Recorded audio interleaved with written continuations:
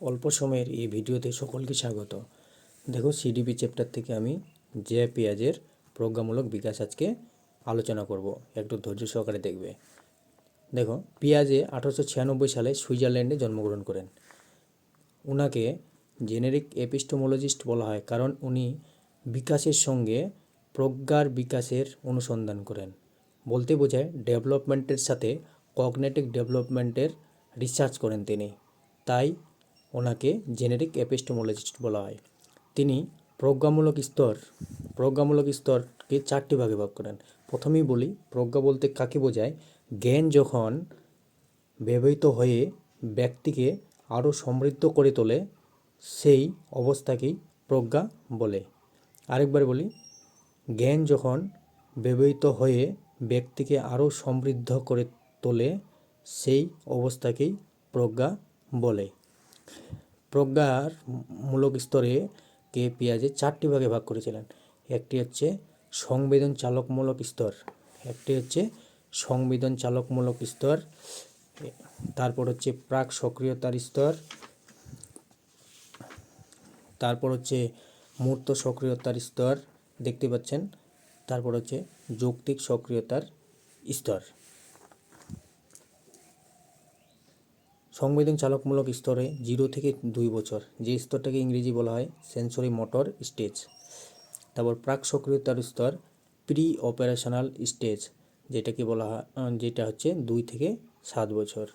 তারপর হচ্ছে মূর্ত সক্রিয়তার স্তর, কনক্রিট অপারেশনাল স্টেজ। তারপর হচ্ছে যৌক্তিক সক্রিয়তার স্তর, ফর্মাল অপারেশনাল স্টেজ। 11 থেকে 18 বছর বয়স পর্যন্ত শিশুরা করবে। তারপর দেখো, সংবেদন চালকমূলক স্তরে এই স্তরে শিশুরা কি করে, ঠিক আছে?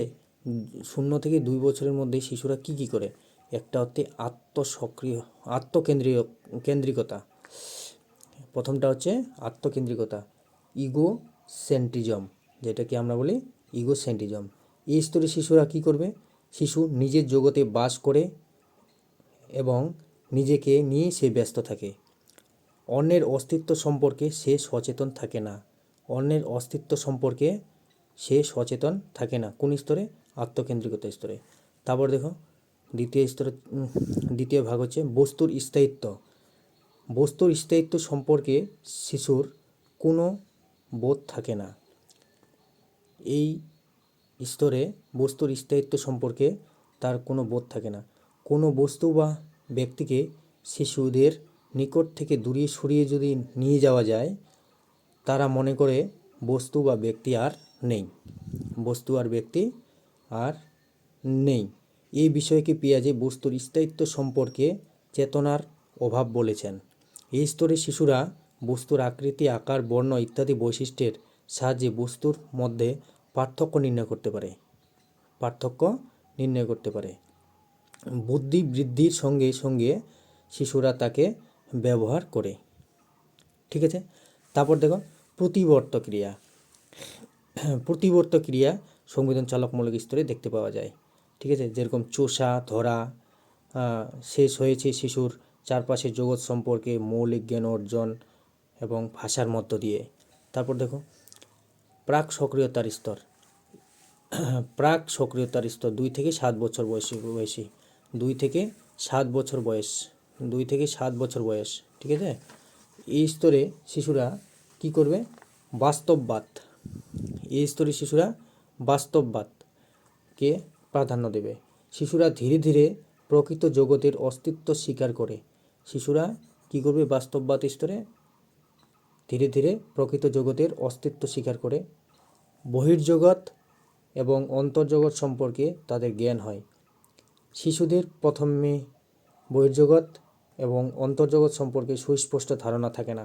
পরে প্রায় 7 বছর বয়সে এই বিভ্রান্তিটা তার দূর হয়ে যায়। তারপর দেখো, সর্বপ্রাণবাদ অ্যানিমিজম। সর্বপ্রাণবাদ সব বস্তুকেই সজীব বলে মনে করা, ঠিক আছে?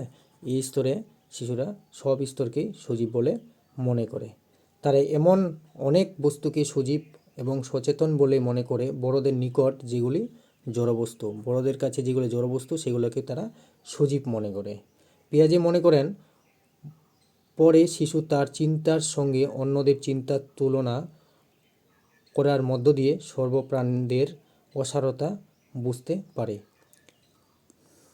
ঠিক আছে, প্রায় সব বস্তু সজীব এবং সচেতন এই স্তরে তারা মনে করে। কেবল চলনক্ষম বস্তু সজীব এটাও মনে করে। যেসব বস্তু স্বতঃস্ফূর্তভাবে চলনক্ষম তারাই সজীব এটা তারা মনে করে। সচেতনতা কেবল জীবজগতে সীমাবদ্ধ এটাও তারা এই স্তরে মনে করে। তারপর দেখো কৃত্রিমতা। ঠিক আছে, এই স্তরে কৃত্রিমতা তারা শিশুরা মনে করে সব কিছুই মানুষের সৃষ্টি। শিশুরা কি মনে করে সব কিছুই মানুষের সৃষ্টি, একে কৃত্রিমতাবাদ বলা হয়।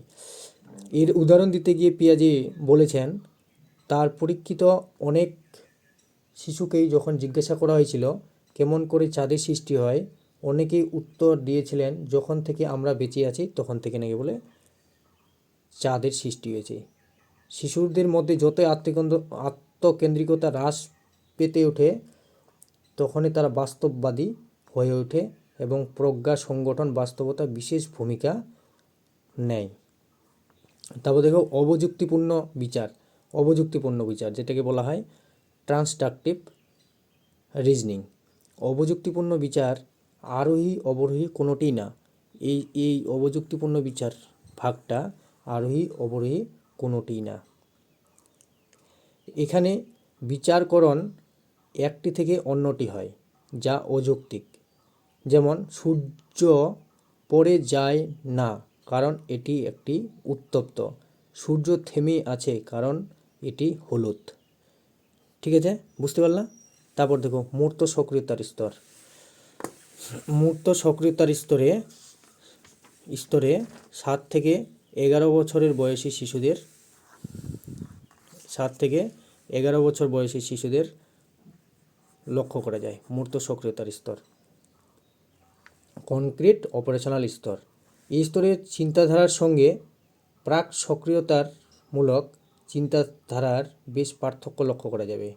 এই স্তরে শিশুরা শিশুদের মধ্যে কী লক্ষ্য করা যাবে? এই স্তরের শিশুদের মধ্যে লক্ষ্য করা যাবে সংরক্ষণ, ক্রমপর্যায়, শ্রেণীকরণ ও সংখ্যার ধারণা। ঠিক আছে, কোনো বস্তুর বাহ্যিক কিছু পরিবর্তন হলেও সংরক্ষণের মধ্যে হলেও মূল বস্তুটির কোনো পরিবর্তন হয় না। এই বোধকেই সংরক্ষণ বলা হয়। কি বললাম? কোনো বস্তুর বাহ্যিক কিছু পরিবর্তন হলেও মূল বস্তুটির কোনো পরিবর্তন হয় না, একেই সংরক্ষণ বলা হয়। তারপর দেখো ক্রমপর্যায় হলো বস্তুর আকার বৃদ্ধি বা হ্রাসের প্রেক্ষিতে বিন্যাস করা। মূর্ত স্তরে শিশুরা ছোট বড় ব্লক সাজাতে পারে, তবে বিমূর্ত চিন্তা বা ধারণা ক্রমান্বয়ে অসমর্থন। তারপর শ্রেণীকরণ, ক্লাসিফিকেশন, যেটা অধিক সংখ্যক বস্তুর মধ্যে কোনো বিষয়ে সাদৃশ্য বা সাধারণ গুণাবলীর প্রেক্ষিতে একত্রীকরণ করাকে শ্রেণীকরণ বলে। মানে তোমার কাছে যদি বড় কয়েকটা আম আর ছোট ছোট আম যদি রাখা যায় শিশুদের সামনে এই স্তরে, তাহলে তারা বড় যেগুলো থাকবে সেগুলোকে অন্য জায়গায় রাখবে এবং ছোটোগুলোকে অন্য জায়গায় রাখবে। এটাকে শ্রেণীকরণ বলা হচ্ছে। তারপর হচ্ছে সংখ্যার ধারণা। ঠিক আছে, সংখ্যা সম্পর্কে ধারণা অর্থ সংখ্যার সাহায্যে গাণিতিক প্রক্রিয়াকরণ নয়। 1, 2, 3 ইত্যাদি সম্পর্কে সঠিক ধারণা। 1, 2-এর অর্থ শিশুর নিকট পরিষ্কার নয়। ক্রম নির্ণয় এবং শ্রেণীকরণ করার পরেই শিশুরা 1 এর অর্থাৎ যেমন একটি বালক, একটি বালিকা, একটি আপেল, একটি লেবু ইত্যাদির অর্থ পরিষ্কার হয়। একটি হলো কোনো কিছুর একক। একইভাবে 2 বা 3 এর অর্থ বুঝতে পারে। তারপর দেখো যৌক্তিক সক্রিয়তার স্তর 11 থেকে 18 বছর বয়স পর্যন্ত। 12 থেকে 15 বছর যুক্তি এবং চিন্তনের স্তর শুরু হয়। এই স্তরে বালকরা যথার্থ কার্যকারণ এই স্তরে ব্যাখ্যা করতে পারে। ঠিক আছে,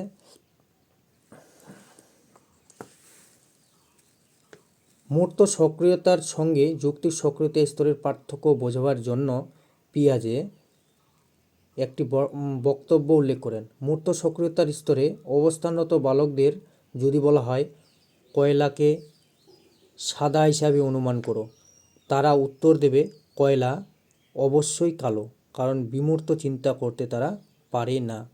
অপরদিকে যুক্তিক সক্রিয়তা স্তরের একটি বালক অবাস্তবকে মেনে নিয়ে তাকে যুক্তিপূর্ণ করে তোলার চেষ্টা করে। কয়লাকে কিভাবে সাদা বলে অনুমান করা যায় তা চিন্তা করবে। কয়লাকে কিভাবে সেটা সাদা বলে অনুমান করা যায়, যেমন যুক্তিক সক্রিয়তা স্তরে কয়লা কালো, কালো এটা জানা হলো, ঠিক আছে, মূর্ত সক্রিয়তা স্তরে। কিন্তু যৌক্তিক সক্রিয়তা স্তরে কেউ যদি বলে দেয় কয়লা সাদা, তাহলে কয়লা কালো থেকে সাদা কি করে হলো সেটার অনুমান তারা যুক্তি খুঁজতে থাকে, ঠিক আছে। তো আজকের মধ্যে এইটুকুই, আশা করি সকলে ভালো করে বুঝেছ।